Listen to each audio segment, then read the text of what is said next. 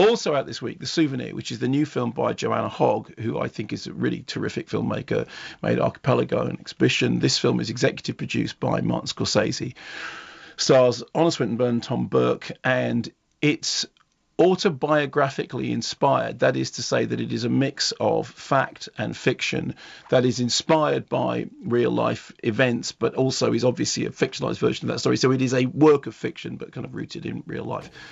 Essentially, the story is Hannah Swinton is a film student in the 1980s. She is trying to find her directorial voice.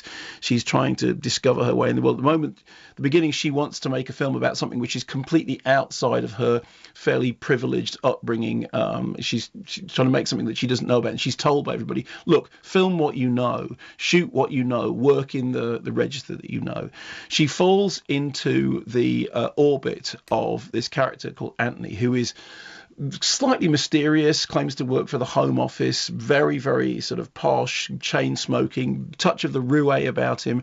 Everything that he says seems to be slightly doubtful. He talks in what sound like half-truths. He can be charming and repulsive at the same time. In fact, even his friends, one of whom is cameoed brilliantly by Richard Ayoade, says, I don't know what you're doing with him. Why, what's the connection between you and him? As if to suggest, why is somebody as nice as you with this character about whom we don't know anything like as much as we should do? And yet she continues to be seduced by the strange atmosphere that he gives off. Here's a clip. How do you feel about going to Venice? Venice? Mm-hmm. I'd love to go. I would love that. Good. Thank you. Thank you. Have you been before? Yes, 3 times. 3 times? Once in summer, twice in winter. Mm-hmm. Why did you go? Did you go by yourself? No, I went with Desiree.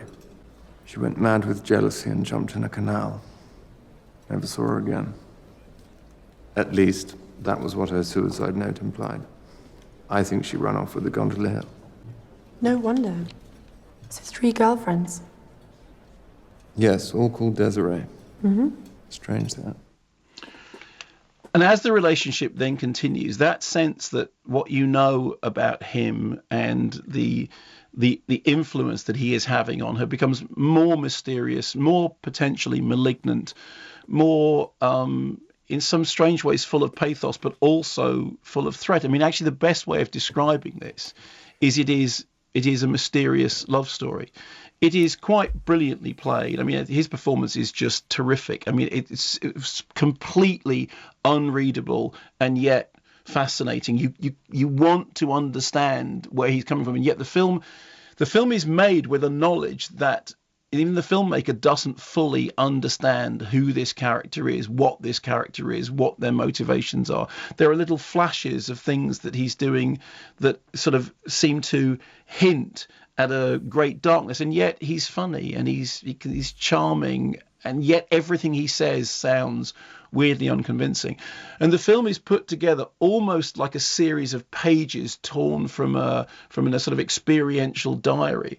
And whereas I think in some of Joanna Hogg's previous films, she's sort of taken a scalpel to situations that she knows and people that she knows very well, this time it almost seems like the blade is being turned inward, and it's like a much more personal and intimate film. And what that means is that, we've discussed this before on the program. Do you have to like characters in order to like a film? And I think what Joanna Hogg proves brilliantly is no, you don't.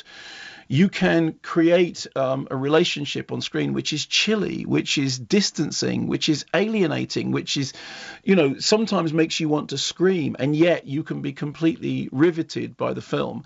There is apparently a second part which is going to follow on from the aftermath of what we see in the first film. I think it's perhaps Joanna Hogg's best film, not least because it feels at one point it's both deeply personal and also deeply removed. You feel like you're up close and distanced at the same time, and that is a remarkable trick.